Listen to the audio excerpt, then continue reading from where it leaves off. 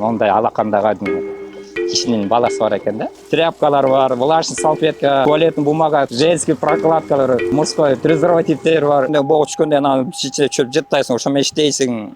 Эмне алып келдим дегенде колумду жыттап көрчү, ароматы кандай экен да. Эмнесинен уябасың? Эмгектенип иштеп, эмгеги акылсыз. Бияқта иштегениме 20 жыл болду. 20 жылдан бери ушинтип канализацияда иштеп жүрөм монтип. Мен сайыс карагандан кийин жумуш иштеп жүрөм, анан келип калып кирип калдым ушуна. Биринчи иним кирди, андан кийин мен да жүрдүм, жумуш жок болуп калды, айдашал кирип алдым. Анан билинбей эле 20 жыл өтүп кетти, ушинтип иштеп жүрүп. Ошосунун баары эле эртеден кечке жүргөндөн экинчи үйүбүз ушу кудукта, канализация. Эртеден кечке ушул жактабыз. Кечинде үйгө уктаганда барбасак, букатына дей салабыз, болду. Атак авария болуп калсак, бүткөнчө иштейбиз. Түнү менен да бир жолу бизде история болду, эми баягы бир коллекторду тазалап атып, засорго барып. Андан эми баягы элдер айтып калды, туалеттин бумага влажный салфетка көп деп. Анан бизде виллада окуп мусор чыгарган. Ошо менен чыгарып атсак, бирдеме илинди ичагырындай алып чыгарып эмесек, мондай алакандагы кишинин баласы бар экен да.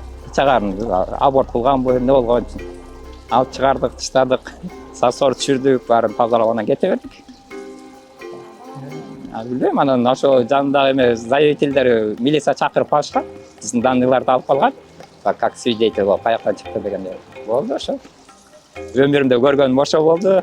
Анан калганы канализацияда иштеп эле жүрөм, мондай тамырларга кыям. Элдерден кээ бирөө рахмат дейт, кээ бирөө жалып кылып коет, монтип гүлдөрүн тигип салат, анан келип монтип инструменттер чыкпаса жалып кылат бизге. Талкалап кетти деп.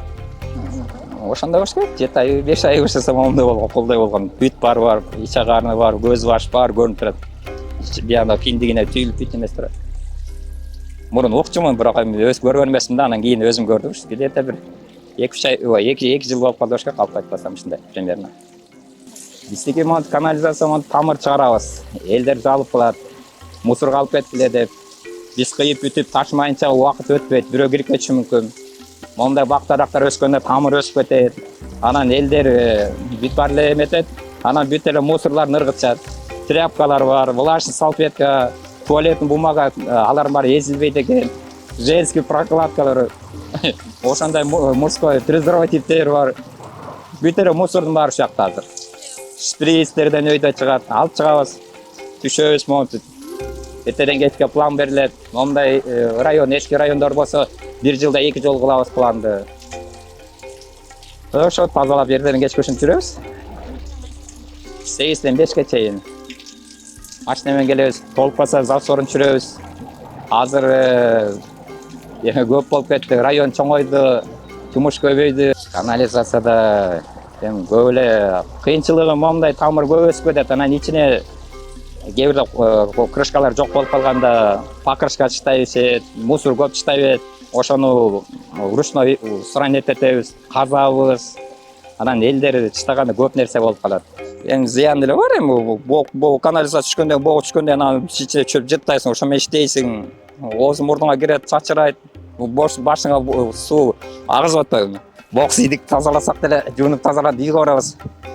Эми кичине колдор жыттанып барат, бул мейлейлер жыртылат. Качествосы слабый. Үйгө барганда келинчегибиз тамашалап каласың. Эмне алып келдим дегенде колумду жыттап көрчү, ароматы кандай экен да. Болду. Акырын ар жагым машина турат. Эмне ошондо бир жол кечинде алып барып өткөздүк. Бир сөйкөн. Бир киши менен бир аял туруптур. Онда карасак карарып калыптыр да. Тиги аял алтын эмес го десе, тиги киши берсек жыттанат деп жыттап таштап тиштеп атпай. Биз бияктан таң эле алып чыкканбыз. Канализация тапкансыз, ал бок эмеспи, таза эмес десек. Эштегебиз алтын деген эчтеке болбойт деп осуна салып атат. Биз күлгөн менен кеттик. Өткөздүк да берген тыйынын алдык. Ошентип кызык болчу, мурун кичине жашоо жеңил болчу. Азыр эчтеке алтын да чыкпай калды. Эчтеке жок. Эми бир жоготкон энеси таза алтынды кымбаттап кетпеди. Айлыкка кичине компенсация болчу да. Үй бүлөнүн келинчегим бар. Өзүм кеч үйлөндүм. Иштеп жүрөп 35ке чыкканда үйлөндүм. Жакын арада эле да. 3 балалуу болдум. Келинчегим үйдө балдарына карап окутуп. 6 класс улум. Ортончусы кыз, кичүүсү 2 класс. Ошо үчөө. Багаша. Мында келген мен киргенде 1200 сом болчу. Эң биринчи киргенде. Айлык алып, айлыкtan тышкары обед дарысы өзүстөн. Анан эң крутойраак обед кылганым меники беляш менен самсы болчу.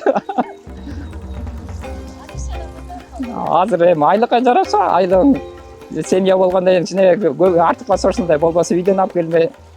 Азыр айлыгым 35. Айлык мурун кичине окшошуп келаткан, бирок азыр баары кымбаттап кетти, эчтеге жетпей калып атпайбы. Анан бир үйдө бир киши дегенде совсем жетпей калат.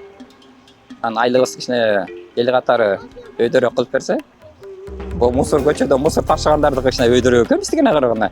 40-50 миңден өйдө болуп турат экен. Эмнесинен уяласың? Эмгектенип иштеп, эмгеге акыбыз айлык таап жүрөбүз. Эмнесине уяласың? Башында кичине тартынып уялды, эми көн албагандыкы бала. А бирок мындай ойлонуп көрсөң, эмгегибиз менен таап атабыз да акчабызды дагы.